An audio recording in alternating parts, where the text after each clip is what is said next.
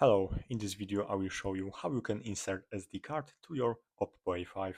So first of all you have to locate your card slot and it's over here.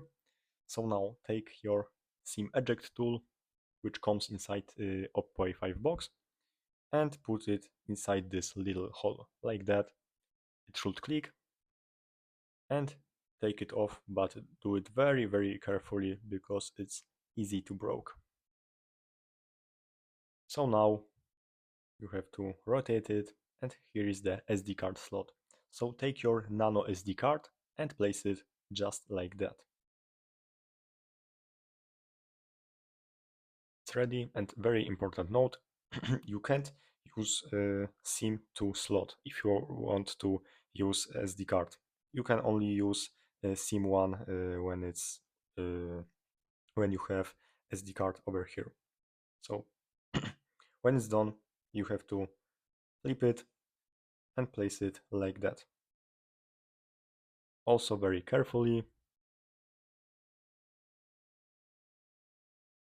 And now it's done. You can do it just like that. So that's all. Thanks for watching and subscribe this channel.